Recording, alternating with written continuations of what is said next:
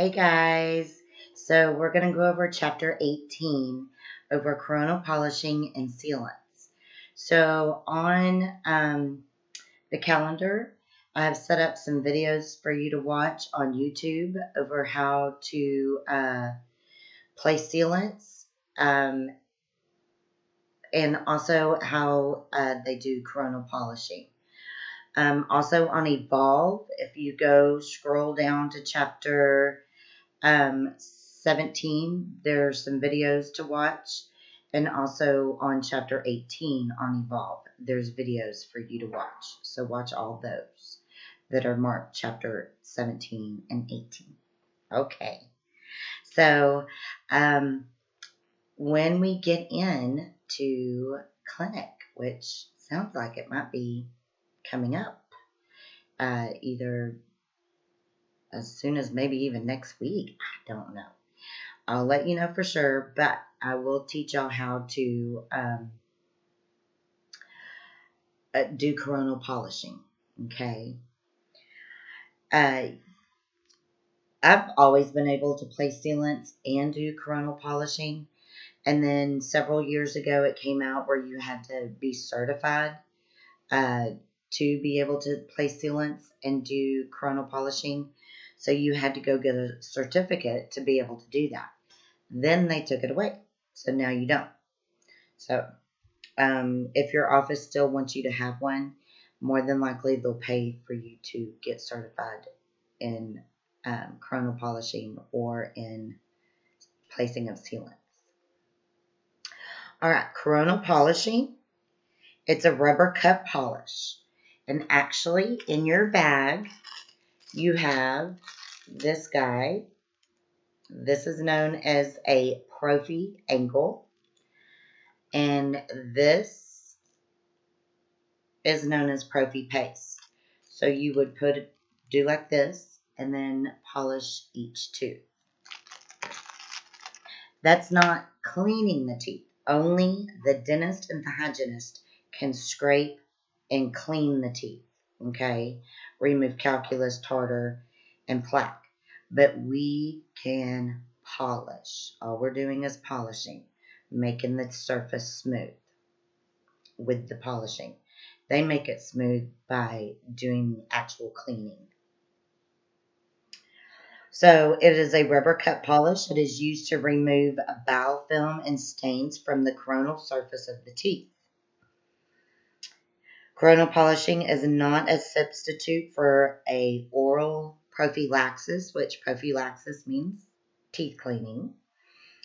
An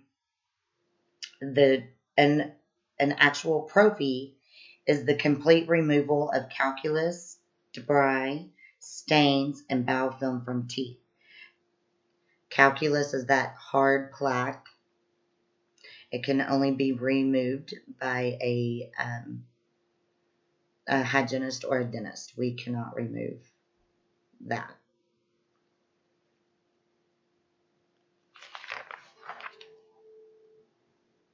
All right. So, excuse me. Stains on teeth. Surface stains can be removed by doing this coronal polishing.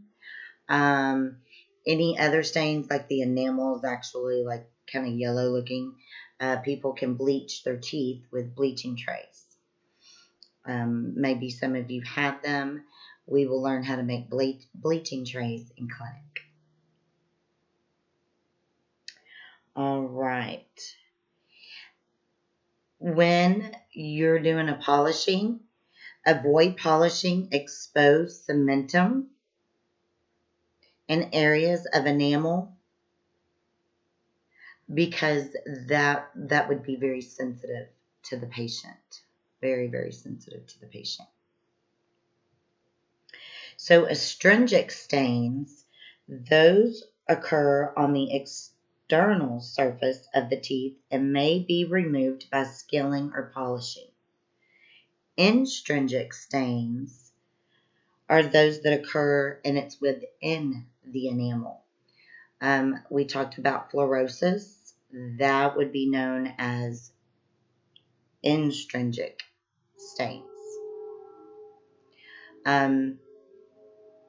If someone eats, I don't know, mustard, a lot of mustard, it could cause their teeth to stain, but that would be known as extrinsic. All right.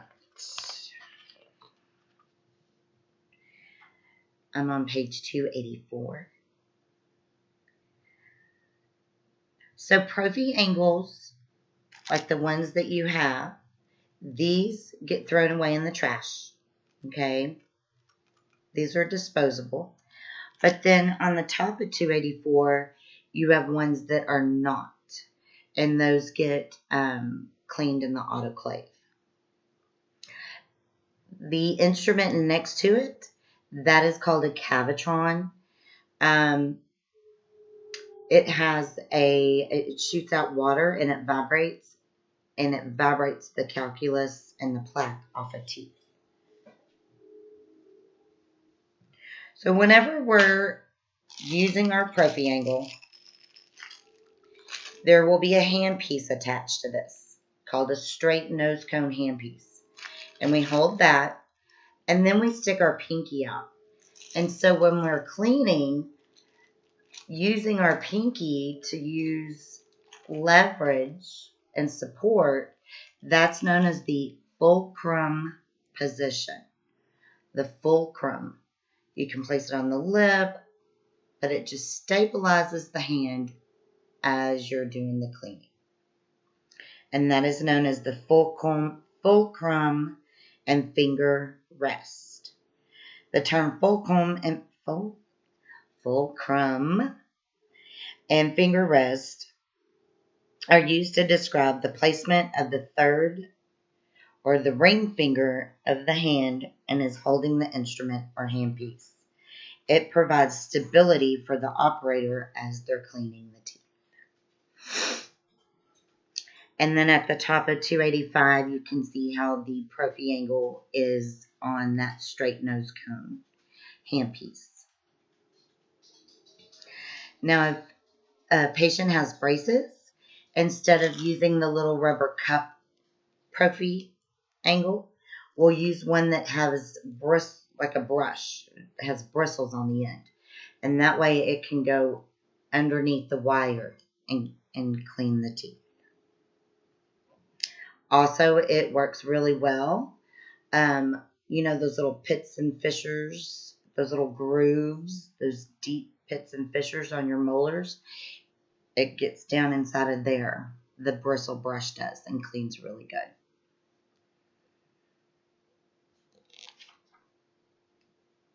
So when we are doing a cleaning, you know how we count our teeth? 1, 16, 17, 32.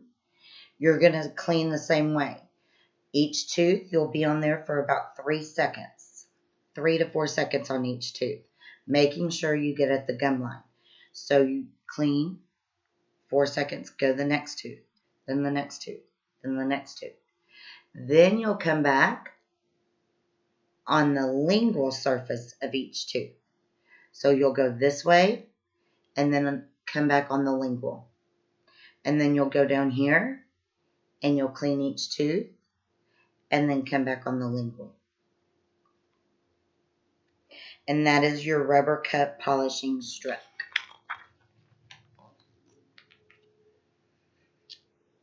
Turn the page to 286. You'll notice how they're pushing the cup on the tooth surface. And then you kind of go in a little circular motion and clean the surface of the teeth, making sure you, again, get at the gum line.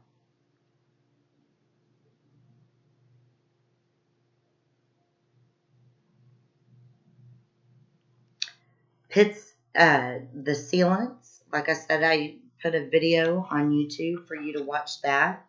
If you turn to page 288, there is a picture of the tooth, and it kind of looks like it looks like milk sitting on the occlusal surface of that tooth. So anytime we place sealants, the tooth has to be free from any cavities. And that's why we do sealants, to prevent cavities. And so you would clean the surface of the tooth. You'll place a cotton roll on the buccal and on the lingual surface in between the teeth that you are putting sealants on. And then you're going to place etch. Etch is always blue. It's acid etch. And what it is, it's basically like soap for the tooth. It cleans the surface of the tooth. And then they rinse that. And then the sealant material will come in a tube. And it's got a little a brush on the end. And you squeeze it and just kind of paint it on there. And then they hit it with a curing light. And the curing light is a UV light, like what you would go to the tanning bed to use. And that makes the material hard, just like that. And that's it. Easy breezy. And again, y'all watch that video on how to place sealants. Okay? All right. Chapter 18 was pretty short. If you have any questions, text me, and I will talk to you on Wednesday. Bye, guys.